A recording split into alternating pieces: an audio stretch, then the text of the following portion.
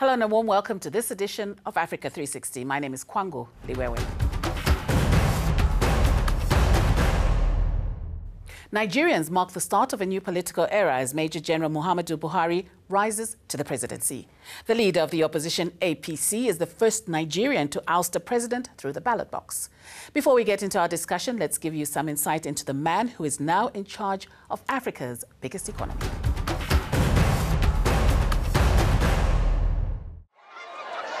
Boisterous crowds packed the streets, some climbing lampposts and walls, while others danced through the night. These were the jovial scenes in Nigeria after leader of the opposition All Progressives Congress, Muhammadu Buhari, was declared the winner of last week's presidential election. Born in December 1942 in Daura in northern Katsina state, Major General Muhammadu Buhari is a former military ruler. He entered politics in 1976 as a minister in former President Olusegun Obasanjo's cabinet. In 1983, he came to power through an almost bloodless coup. He headed Nigeria's military government for 2 years before he was deposed from power in yet another coup led by General Ibrahim Babangida. Good afternoon, gentlemen. Please sit down. During his tenure, he earned a reputation for a no-nonsense approach to corruption, though many viewed his crackdown on those opposed to him as draconian. Nigeria returned to civilian rule in 1999. And since then, Buhari has tried and failed 3 times to reclaim the presidency. But it seems his patience paid off at his 4th attempt. Many will now be expecting him to unite Nigeria, a country deeply divided along ethnic lines. Most importantly will be how he deals with security concerns, particularly the Boko Haram insurgency, Nigeria's boogeyman. Praise and congratulations have been pouring in for Buhari. Among the first well-wishers was his rival Goodluck Jonathan himself, a gesture which some believe symbolizes Nigeria's maturing democracy, and a move which adds a positive glow to Goodluck Jonathan's rather precarious 5 years in office. The result makes Jonathan the first incumbent to lose a presidential election in Africa's most populous country since Nigeria returned to democracy in 1999. I'm now joined by Olanyini Abodedele, who is the publisher of the Nigerian Voice newspaper here in South Africa, and Ekos Akpokabayan, who is the deputy chairperson of the South African chapter of the People's Democratic Party. Gentlemen, thank you very much for joining us. Ekos, let me start with you. Now, did it come to you as a surprise that your leader, Goodluck Jonathan, lost this poll? Yes, it came as an absolute surprise to me, although the signs were there. And first of all, I must congratulate the new leader, Buhari, for the victory. I think the major problem we lost the election was because of the insecurity. Nigerians were not used to terrorism, Boko Haram, and they showed it through the elections. Do you agree with him, or were there other reasons why the PDP candidate lost the polls? I would disagree with him. I feel there are other reasons why the PDP lost the election. Yes, the security reason is number one. Then also the issue of corruption in Nigeria is on a high, and people were worried about that. Then even apart from the security and corruption issue, I think also President Jonathan surrounded himself with people which the Nigerian populace do not agree with. And I think that is another big factor that affected President Jonathan losing the election. Now, when we look at the... Yes. Come on, when you come talk about corruption, I mean, let's talk with facts and what the president has been saying. If you look from 1960, when we got our independence, to 2005, a report came out that Nigeria had lost about $5 trillion through corruption. And those happened from 1999 until 2005. We had lost about 90% of that amount. So when you see the figures, people are shouting corruption. And what the president has said consistently, he said, fighting corruption all these years has not brought any result. he had brought in mechanism to prevent corruption. And we have seen that. We've seen that recently in the country. Fighting corruption doesn't bring any result, and I don't think that played a lot of role in this victory. I think what played a lot of role was the Northerners' insecurity and the Boko Haram. But we saw in the past 6 weeks, the election was delayed for 6 weeks, and we have seen the Joint Task Force actually making some milestones when it comes to crushing Boko Haram. So why was security still an issue when clearly they are seen to be probably winning the war against Boko Haram?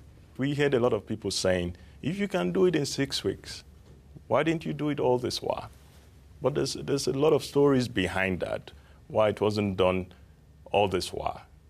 Because if you know and if you've been following Boko Haram, it was growing and it was taking different phases. And you admit that now that we had equipment, the fight with Boko Haram, with the UN coming in, the regional forces, we can see the improvement, and that takes a lot of time. Maybe you can come in here, and now let's look at the whole electoral process under the watchful eye of INEC. And of course, INEC did organize these elections. Some people are saying, actually, PDP, we saw some people who were actually complaining, saying that the election was rigged, more or less rigged. How do you respond to this? Well, anyway, I wouldn't agree with that. I think Professor Jega did a very good job. As we all know, this is the first time Nigeria is going digital in terms of election, which I feel is a process where we have to start from somewhere, and we've actually started from somewhere.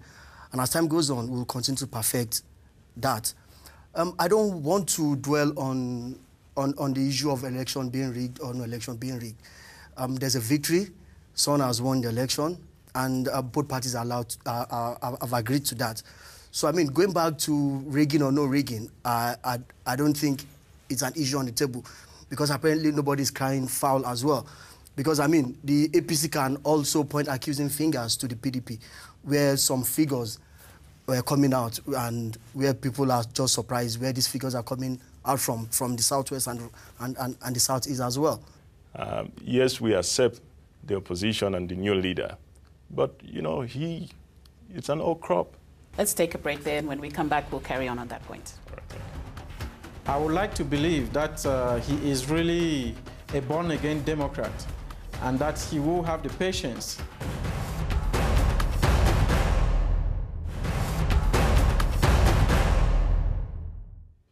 Welcome back. You're watching Africa 360, and today we're focusing on Nigeria and its new political era following Buhari's landslide election victory. And I'm still joined by my two guests here in studio. Also joining us in this segment is Martin Iwi. He's from the Institute for Security Studies. He joins us from our Pretoria studios. Welcome, Mr. Iwi. Let's go straight into it. We had Mr. Echoes before the break talking about recycled politicians and more or less alluding that Buhari, at the age of 72, is pretty old. Did his victory come as a surprise to you? Not really. I won't put his age as a problem. We've had many leaders at that age. Even if you remember, President Nelson Mandela took over at an age which was also close to that. And he was still able to rule for 4 years. But he's a second-time president in terms of Buhari. It's his second time around. Yes, it is his second time, that's true. But I don't think that really works negatively on his side. I think it's a plus for him.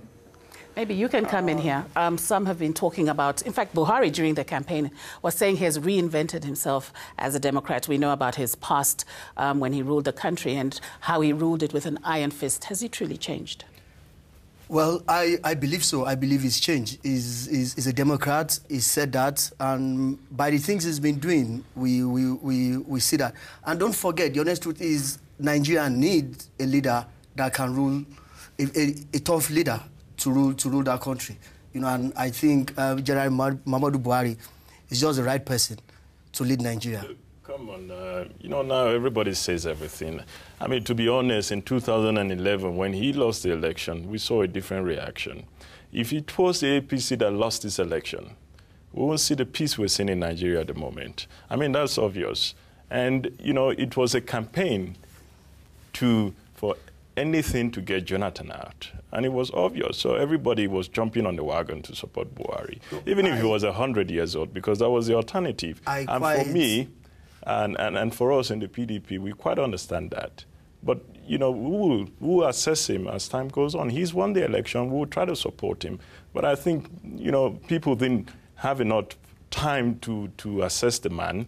A lot of the people who voted him just wanted Jonathan out. I will disagree with that. With the issue of the 2011, he just mentioned.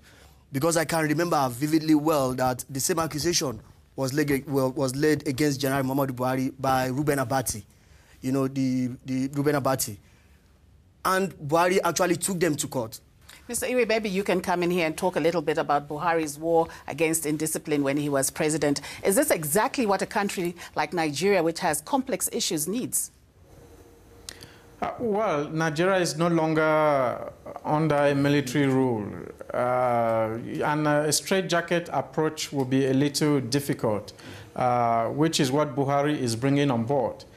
I would like to believe that he is really a born-again Democrat, and that he will have the patience to work with democratic institutions to get his mandate achieved.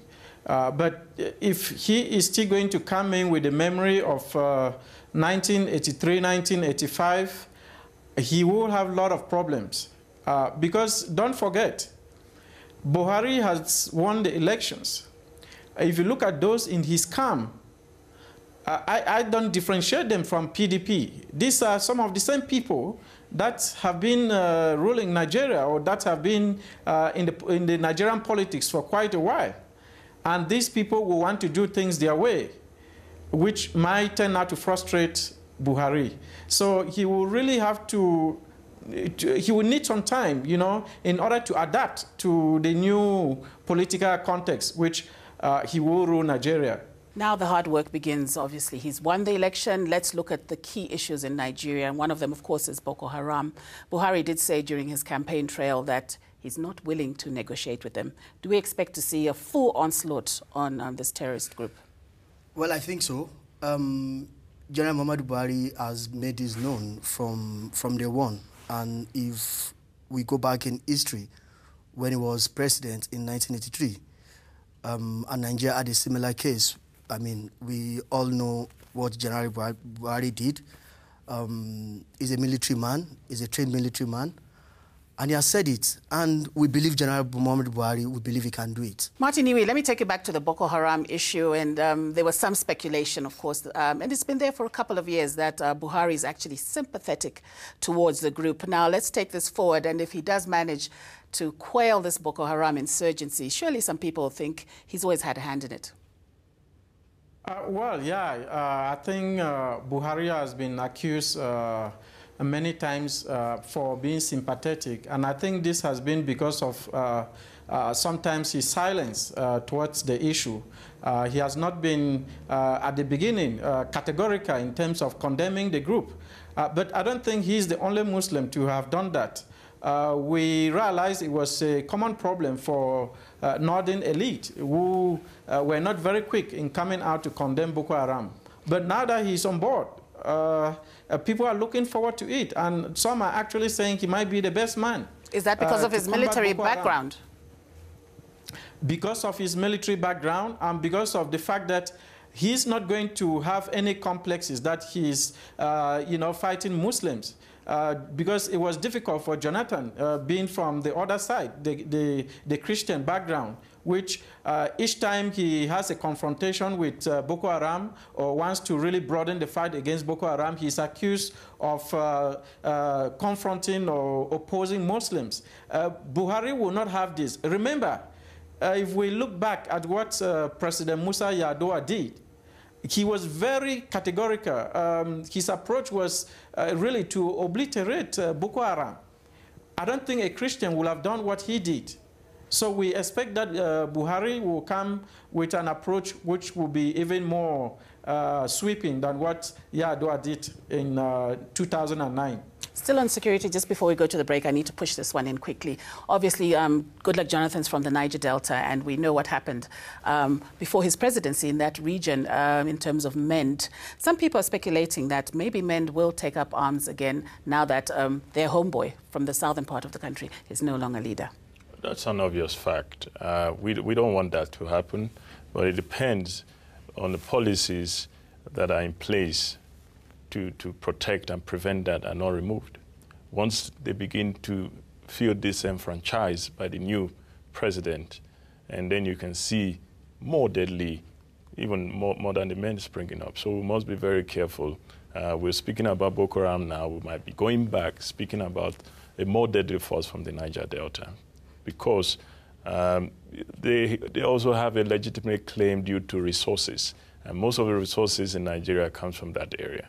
Gentlemen, let's take a break. Do join us after the break, because when we return, we'll look at some of the issues that Buhari will have to face as president.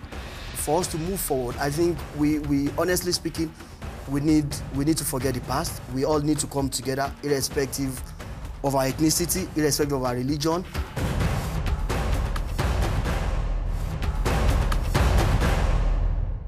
Welcome back to Africa 360. Let's now look at some of the challenges that Nigeria's new leader, Muhammadu Buhari, is likely to face.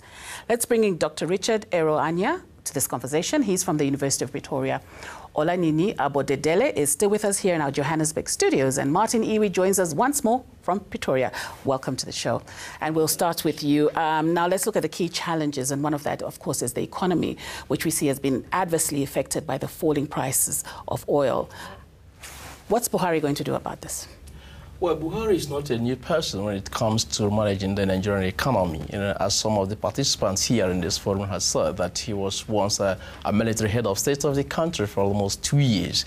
And so in that period, I think he was able to build, about 2 refineries, that helped the growth of the economy. The economy was okay under his administration, military administration. But this is a new dispensation, and we are going to witness quite a number of challenges that is going to, the face. The falling oil price is one of them, and he has promised that he will ensure that the naira appreciates again, and he will ensure that international oil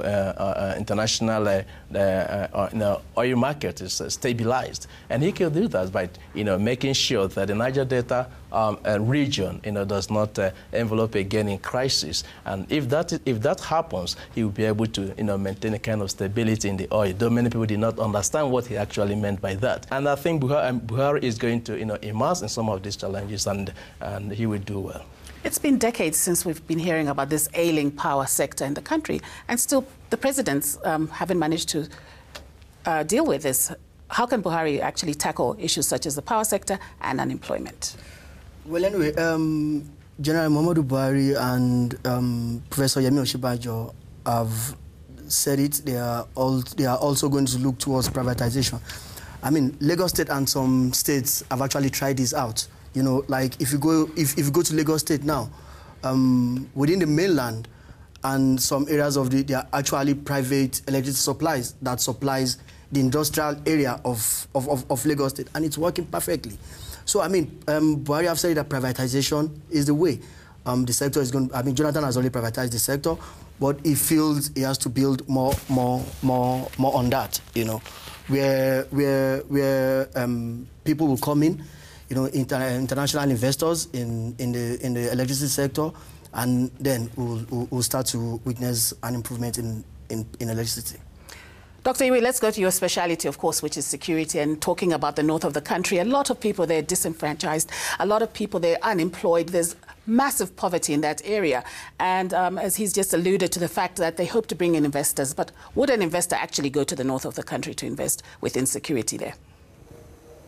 Yeah, I think everything else would depend on the security situation of Nigeria, which is why I think it's the topmost priority for the new leader to tackle, because if we still have Boko Haram and other groups, we are now talking about the Niger Delta militants. If those groups were to escalate again, then we will run into a lot of trouble.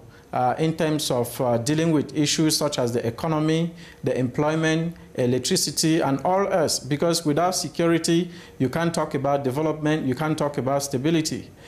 So I think that Buhari will have to first and foremost address the issue of Boko Haram and the issue of militancy, which is a common problem in Nigeria. And I think to talk about the escalation of the Niger Delta situation, this will actually depend on Buhari's initial approach. If he takes a reconciliatory approach, and we have to remember that the amnesty that was given to the Niger Delta militants, I think it's expiring this year, which means that Buhari will be charged either to renew it or to provide something even more attractive to the militant to keep them silent. But anything other than that, if he takes a confrontational approach, I think we will see more trouble in Nigeria, and the issue of unemployment, economy, electricity, infrastructure, all of them will fall behind, and security will once again be at the forefront. Richard, maybe you can come in here as well. As we've just seen, Nigeria has deep-rooted religious issues, cultural issues, even regional issues. How is he going to navigate all this, in your opinion? Fighting Boko Haram will not be seen as a declaration of war against the North, as he himself alluded to during after losing the election, that the sending of military into the northern region of the country meant declaration of war against the North. Those were political tyrants that were said. And of course, now it behoves on him, to rein in the Boko Haram, and of course to ensure that stable security, is achieved in the northern region for economic development to take place. And of course, it has poverty to fight, because one of the major problems in the northern region, as we have said, is the issue of poverty, which of course is feeding into the crisis. And if we can improve the living conditions of people in that area, then of course we might be seeing a stable region. Dr. We're looking forward. We've seen in Africa sometimes when an incumbent loses and somebody else comes in, the predecessor goes after the incumbent on corruption charges. Is this likely to happen in the Buhari Jonathan scenario? I think President Buhari, President-elect Buhari will not want to take that approach because it is an approach that will further entrench the divisions in Nigeria. I think President Buhari will want to take a reconciliatory approach. Because regardless of whether Jonathan is corrupt or not, he will just push it aside for the sake of reconciliation. I think he's going to put it aside because there is no really outstanding issue of corruption against Jonathan. Yes, there was an incident of 22 billion naira missing, which is still being searched, but that was not levied against Jonathan for stealing it. It is true, some money have been missing in the Nigerian coffers, but who took it? I think if President Buhari really wants to clean it up, he will have to investigate and see where that money went to. To just add to what you've said, I think Major Muhammadu Buhari has made it clear that he's not going to probe the past leaders, or he's not going to probe into the past. Why not? Because if Nigeria has to move forward, I think we all need to come on board. We all need to... So nobody will be held accountable for money that was siphoned? No, what he said, what Buhari said is that he's not going to investigate anybody. But any case that is still in court pending, it would allow the process to finish the case. And I think for Nigeria, for us to move forward, I think we honestly speaking, we need to forget the past. We all need to come together, irrespective of our ethnicity, irrespective of our religion. We need to put all hands on deck to support Muhammadu Buhari, because we know for a fact that if Muhammadu Buhari goes into the past, it will destabilize his government, and we don't want that in Nigeria right now. We want to move forward because we need to build Nigeria, and we need to make Nigeria a better place. Your last thoughts, sir? Yeah, I think I will agree with them, but then we shouldn't allow this culture of impunity that has actually dragged us back for a very long time to continue. And if you go back, if Buhari has to prove the past, he has to start from his own political parties, because members of APC, we are also members of PDP. And if he starts investigating, then everybody will need to be investigated. We can even go back to the 80s, even 70s, and we cannot do that, So as it stands now, we must make sure that we start a new slate. Jonathan was one of his greatest falling was the fact that a lot of what the commissions and counter commissions were created to investigate certain crimes, and the reports of those commissions were never implemented or were never taken seriously. Nobody was brought to book under his administration in terms of corruption. Nobody had cases pending in the court. So if we are going to continue this way, then we are going to have a problem in our hands. And so Buhari, if he's coming to power, make sure that any corruption happening under his watch must be dealt with, and very well at that. Gentlemen, thank you very much for your analysis as we look forward to the Buhari presidency. And that brings us to the end of this edition of Africa 360. Thank you to my guests for their contribution. Now tell us what you think. Were you surprised by Muhammadu Buhari's election victory? Is this really the start of a new era for Nigeria? Join the debate by going to our Facebook page or tweet us your views at A360_ENCA, or send us an email at africa360@enca.com. For now, it's goodbye and thanks.